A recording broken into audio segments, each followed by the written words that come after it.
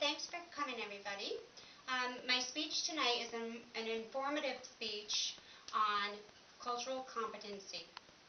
Martin Luther King once said that people don't get along because they fear each other, and that they fear each other because they don't know each other, and that they don't know each other because they can't communicate effectively together. With that said, cultural competency is essential to communication. In order for people to be able to know each other and to stop fearing each other, they need to be able to communicate. So what does that mean?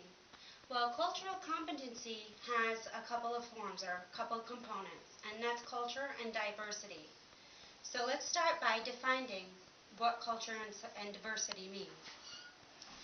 Culture has three key components. The first is an individual's experience in their social environment, so their own unique experiences within that environment.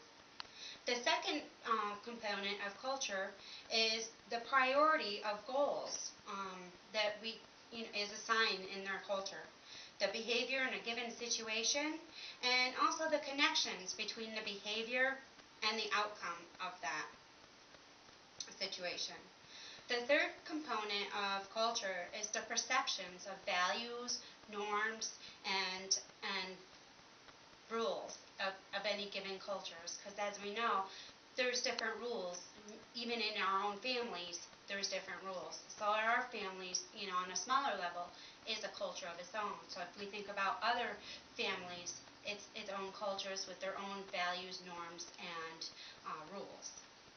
Diversity is a little bit different. It refers to the differences that are based on ethnicity, gender, age, religion, sexual orientation, national origin, and last but not least, disability, because a lot of times they're a diverse group by itself. Diversity also encompasses an individual's unique characteristics, their experiences, and their communication styles. An example I can use here is a communication style in our culture, in American culture, is that we like to make eye contact. And I know even for this particular assignment, we have to make eye contact with our audience. But that's not necessarily so in every culture. In some cultures, it's actually considered very rude or dishonorable to look at someone directly in the eyes, so that you wouldn't do that. So you need to be able to be aware of diversity within your group that you're talking to. So now that we've defined culture and diversity, let's turn our attention to language and ways of communications. The first thing to be aware of is our use of words, images, and situations when we speak in front of a group or, have speech.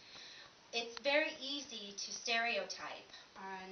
Stereotype leads to assumptions about any given groups, and oftentimes they're unsupportable, and they're also offensive to a particular group.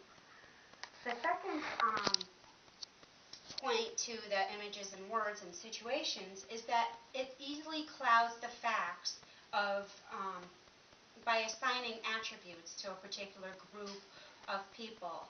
And if we say, oh, everybody in this group is the same, that wouldn't be true. We would cloud those facts by assigning all of their same attributes.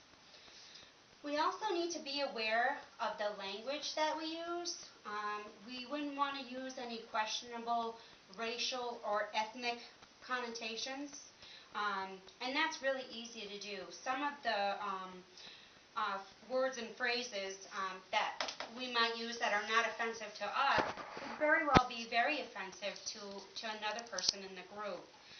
Choose your language so that it doesn't reinforce any biases or it doesn't offend anyone. Common mistakes would be, somebody is culturally deprived.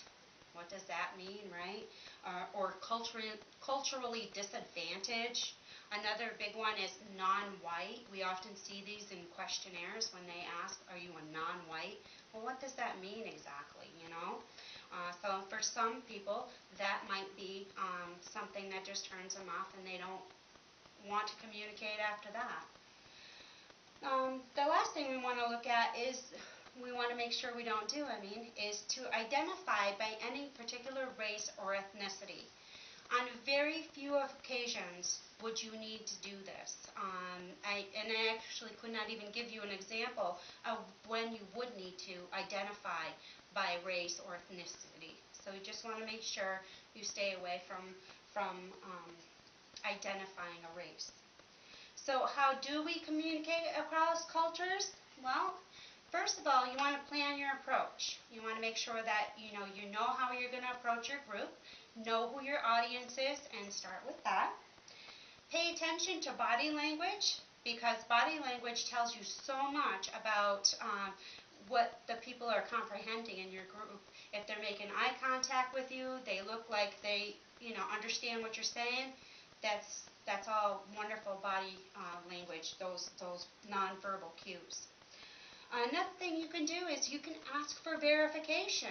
Get some feedback from your audience by having a question and answer session. What did you get out of the presentation or the speech? So the reality of cultural competency is effective communication has become increasingly important. Global communication has just increased with our society has become multi-ethnic, multicultural, multilingual, and with all of that, we need to be able to communicate with a diverse population. It's not just, English anymore. It's English, it's Spanish, it's French, it's all of these things, and we're starting to incorporate that within our culture. And being able to define and to choose language that recognizes that broadening racial and ethnic divide will help to actually bring all of our cultures together to make it so that we are all culturally competent and we can communicate with each other. It becomes an invaluable tool in helping to bring along what Martin Luther King had said about not fearing each other, and knowing each other, because we've taken the time to communicate effectively together. Thank you.